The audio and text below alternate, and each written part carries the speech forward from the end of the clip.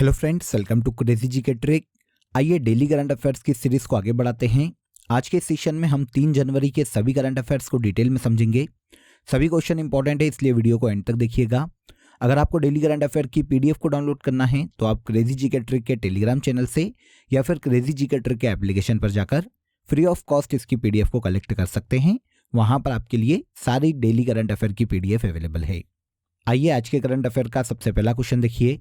देश का पहला कन्या सैनिक स्कूल किस राज्य में खोला गया? क्वेश्चन इंपॉर्टेंट है, नोट कर लीजिएगा।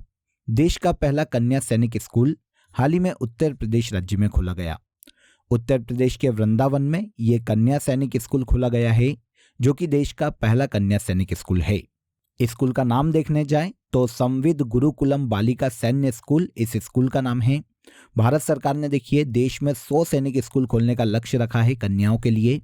उद्देश्य की बात करें कि इस कन्या सैनिक स्कूल का उद्देश्य क्या है, तो नई जो एजुकेशन पॉलिसी है उसके अनुरूप समाज के हर वर्ग की जितनी भी छात्राएं हैं उन्हें गुणवत्तापूर्ण शिक्षा प्रदान करना, एजुकेशन से सभी कन्याओं को जोड़ना इन कन्या सैनिक स्कूल का मुख्य उद्देश्य है। तो देश का पहला कन्या सैनिक स्कूल कहाँ खोला गया? तो ये हाल ही में उत्तर प्रदेश के वृंदावन में खोला गया। देखिए फ्रेंड्स, अब आपके लिए क्रेजी जी के ट्रिक की ईयरली करंट अफेयर की बुक भी अवेलेबल है, जहां पर जनवरी से लेकर दिसंबर 2023 तक की सभी करंट अफेयर आपको अपडेटेड फॉर्म में मिलने वाले हैं। आपको पूरी बुक अपडेटेड फॉर्म में मिलेगी, अपडेटेड वर्जन में मिलेगी। इसके लिए आपको करना क्या है, तो आपको कमेंट बॉक्स में और डिस्क्रिप्शन बॉक्स में लिंक दी गई है। आप सीधे वहां पर जाकर इस बुक को ऑर्डर कर सकते हैं। बुक की हार्ड कॉपी डायरेक्ट आपके घर भेज दी जाएगी।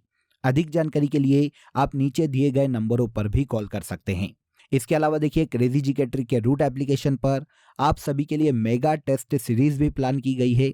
4 आपको यहाँ पर फ्री टेस्ट मिलेंगे। 7 जनवरी से ये टेस्ट शुरू होंगे फ्रेंड्स। 4 टेस्ट है और हर टेस्ट में आपको 100 क्वेश्चन देखने को मिलने वाले हैं। शार्प 4 PM आपका 1 शॉट टेस्ट शुरू होगा और चारों टेस्ट को मिलाकर सभी स्टूडेंट को रैंक दी जाएगी। जो टॉप 100 रैंकर होंगे फ्रेंड्स, उन्हें क्रेजी जी के ट्रिक की तरफ से स्पेशल गिफ्ट दिए जाएंगे। काफ़ी एक्साइटिंग गिफ्ट दिए जाएंगे। इस मेगा टेस्ट सीरीज के रिजल्ट का अनाउंसमेंट आपको 31 जनवरी को देखने को मिल जाएगा।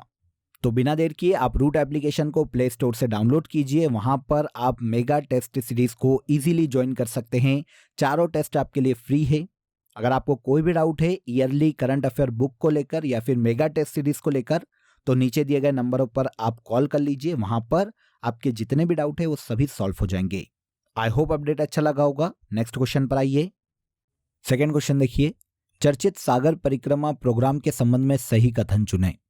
देखिए शॉर्ट में ये समझ लीजिए कि सागर परिक्रमा प्रोग्राम एक्चुअल में है क्या।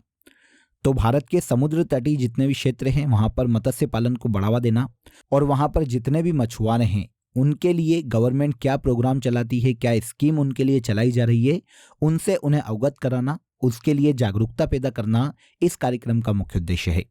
अब आइए यहाँ पर कथन देखते हैं इससे रिलेट करते हुए।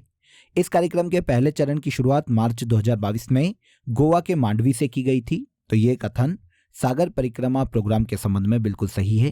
पहला सही हो जाएगा। 1 जनवरी 2024 को इस कार्यक्रम के 10वें चरण की शुरुआत चेन्नई से की गई। तो ये भी बिल्कुल सही है। मतलब यहाँ पर एक और दोनों ही सागर परिक्रमा प्रोग्राम के संबंध में बिल्कुल सही है। आंसर डी हो जाएगा। हाल ही में देखिए केंद्रीय मंत्री परषोत्तम रुपाला और केंद्रीय राज्य मंत्री डॉक्टर एल मुरुगन ने चेन्नई बंदरगाह से सागर परिक्रमा के 10वें चरण की शुरुआत की। इसका पहला चरण, जैसा कि अभी हमने बात की, 5 मार्च 2022 को गुजरात के मांडवी से शुरू किया गया, जो कि 6 मार्च 2022 को पोरबंदर गुजरात में समाप्त हुआ। अब इसका 10वां चरण 1 जनवरी 2024 से 6 जनवरी 2024 तक आयोजित किया जाएगा। आंध्र प्रदेश और पौंडुचेरी के अलग अलग स्थानों पर यह चरण आयोजित किया जाने वाला है। उद्देश्य अभी हमने बात की, मत्स्य पालन को बढ़ावा देना, जितने भी मछुआरे हैं उनसे संबंधित सेंट्रल गवर्नमेंट या अलग अलग स्टेट गवर्नमेंट क्या कार्यक्रम चलाती है, कौन कौन सी स्कीम्स गवर्नमेंट की उनके उत्थान से संबंधित है, इसके बारे में उन्हें जागरूक करना सागर परिक्रमा प्रोग्राम का मुख्य उद्देश्य है। इसके 10वें चरण की शुरुआत हाल ही में चेन्नई बंदरगाह से की गई। देखिए फिशिंग से संबंधित आपको ये एक फैक्ट पता होना चाहिए कि भारत पूरे वर्ल्ड में जलीय कृषि के माध्यम से मछली का उत्पादन करने वाला वर्ल्ड का दूसरा सबसे बड़ा देश है। ओके, फैक्ट इंपॉर्टेंट है। आगे आ जाइए। फेलिक्स सेसिकेदी किस अफ्रीकी देश के प्रेसिडेंट चुने गए? तो फेलिक्स सेसिकेदी को हाल ही में रिपब्लिक ऑफ कॉन्गो का नया प्रेसिडेंट नियुक्त किया गया। आंसर भी करेक्ट हो जाएगा। कॉन्गो जो कि एक अफ्रीकी देश है फ्रेंड्स, यहां पर फेलिक्स सेसिकेदी को प्रेसिडेंट के रूप में चुना गया है। एक फैक्ट और आपके लिए इंपॉर्टेंट है कि कांगो देश में बहने वाली कांगो नदी विषुवत रेखा को 2 बार काटने वाली वर्ल्ड की एकमात्र नदी है। फेलिक्स सेसिकेदी की बात करें तो ये union for democracy and social progress party के सदस्य है कांगो में, जो कि लगातार दूसरे कार्यकाल के लिए कांगो के प्रेसिडेंट चुने गए हैं। इसके पहले 2019 में ये पहली बार कांगो के प्रेसिडेंट बने थे और अब 2024 में ये दूसरी बार कांगो के प्रेसिडेंट नियुक्त किए गए। इन्होंने कांगो में राष्ट्रपति चुनाव में विपक्षी नेता मोइसे कटुम्बी को हराकर कांगो का प्रेसिडेंट पद प्राप्त किया है। तो रिपब्लिक ऑफ कॉन्गो जो कि अफ्रीका महाद्वीप का एक देश है, इसके नए प्रेसिडेंट फेलिक्स सेसिकेदी बनाए गए। अफ्रीकी देश कांगो की कैपिटल किनशासा है और यह अफ्रीका महाद्वीप का अल्जीरिया के बाद दूसरा सबसे बड़ा देश है।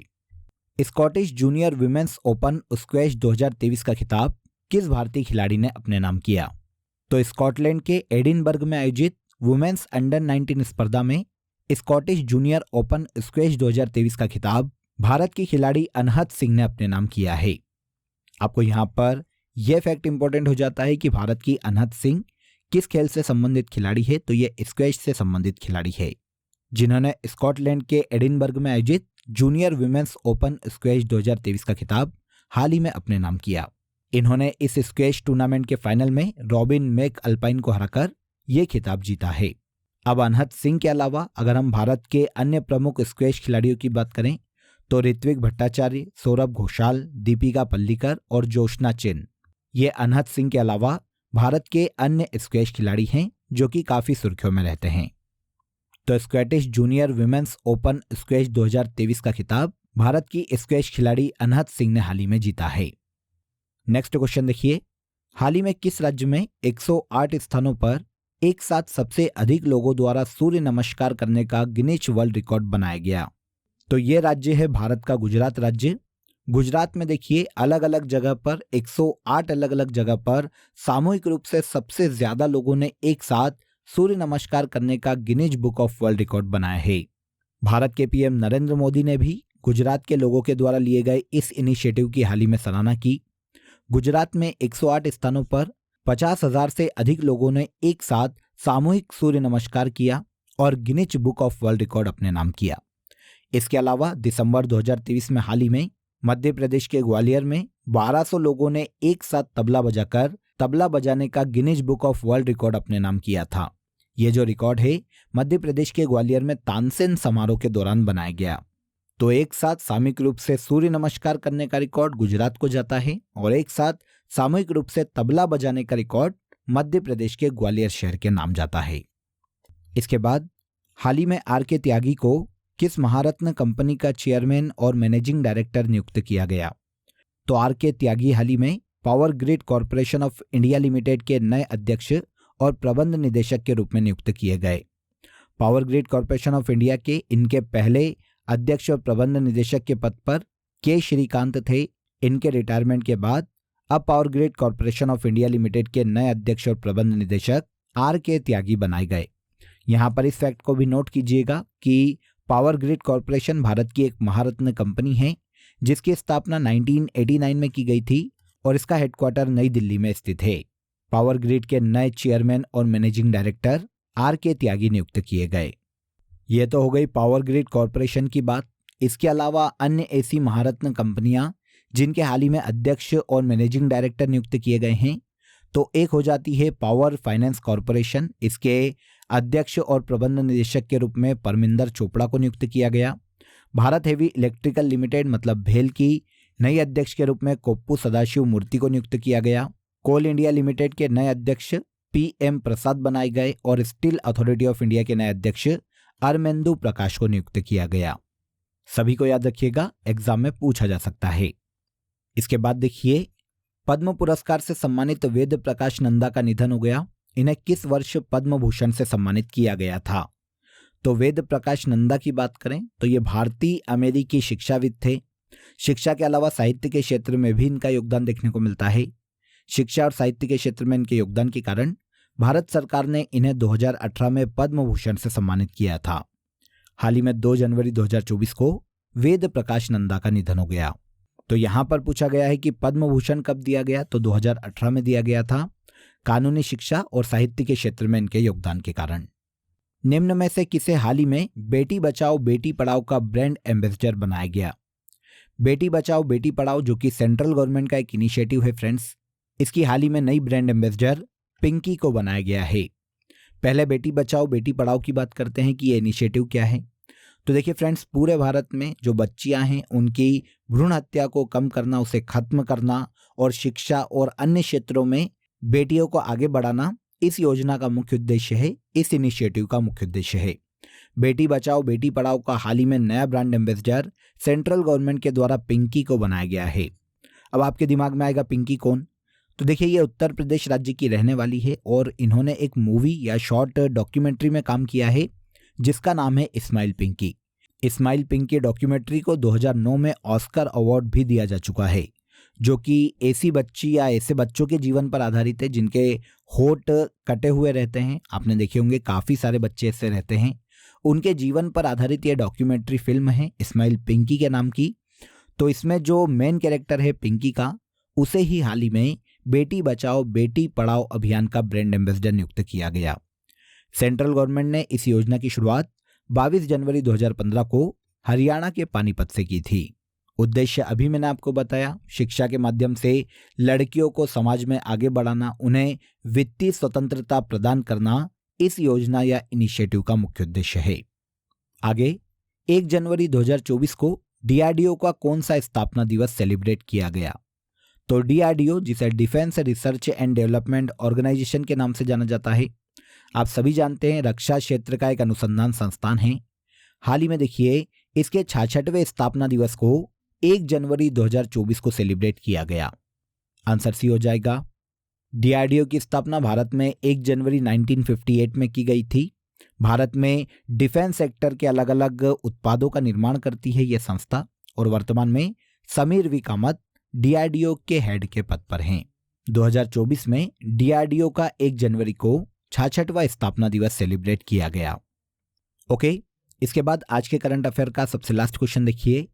हाल ही में किस राज्य के द्वारा प्रजापालन अभियान शुरू किया गया?